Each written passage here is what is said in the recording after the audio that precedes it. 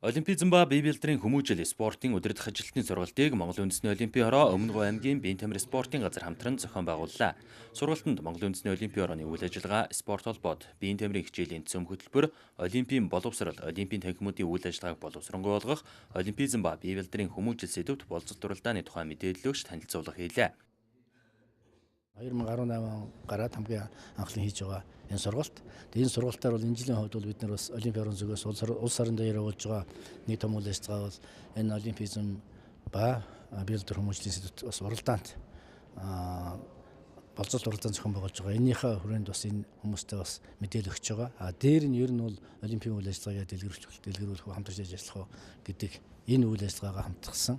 Дээр нь бол энэ ерөнхий улс орон сургуулийн бие дэвтэрийн хичээлийн цогц хөтөлбөрийн талаар бас нэгдсэн сургалт явуулсан. Нэг ийм одоо хэмжээнд бид нар энэ сургалтыг зохион байгуулж байгаа. Сургалт семинарын гол зорилго агуулга бол Өмнө Говь аймгийн биеийн тамирын спортын салбарын багш дасгалжуулагч, арга зүйч, за идэвхтэн дасгалжуулагч, за мөн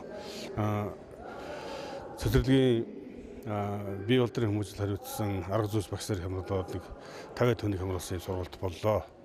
За энэ сургалт маань юуны өмнө Монголын үндэсний Олимпийн ороос зарласан олимпизм ба бие дэвтрийн хүмүүжил болцол уралдаанд нэг одоо явц Өмнө Говь аймгийн Апи олимпийн зөвлөлд зохион байгуулсан ажиллагаа бас товч тайлагналаа. Мөн энэ болцлыг аймгийнхаа бүх ерөнхий улсын сургуулийн багш нарт бас тодорхой шил мэдээлэлээр баяжуулж энэ болцолд уралдаанд нэвтрүүлгээр оролцохын тулд бид энэ семинарыг зохион байгуулсан. Сургалтанд аймгийн төвөөс гадна орон нутгийн сургуулийн биеийн тамирын багш, арга зүйчид идэвхтэй оролцсон юм а. Энэ сургалт бол багш нар дасгалжуулагч бидний хувьд бол маш их үр өгөөжтэй сайхан сургалт болж байна гэж үзэж байна. Тэгээд манай сургуулийн өөрөө өмнөө тавьсан зорилго бол спортын төрөлжсөн сургалттай тийм загвар сургал болно.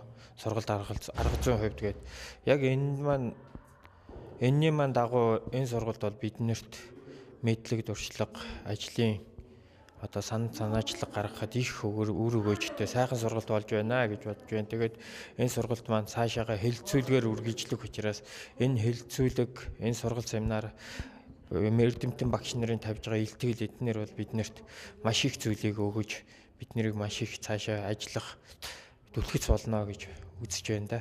Би бас сум орон нутагтаа олимпийн танхимыг байгуулад бас нэлээд хэдэн жилийг үдсэн. Бас тэр үтгэл манайх бас оны бас шилдэг олимпийн танхимаарч бас шалгарч ирсэн.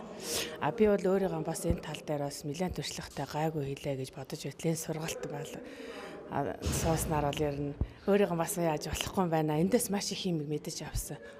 Монгол Үндэсний Олимпийн орооны ажлын төлөвлөгөөний дагуу аймаг дүүргийн олимпийн зөвлөлтүүдтэй хамтран спортын удирдах ажилтны сургалт семинарыг жил болгон 3-аас дээш удаа зохион байгуулдаг.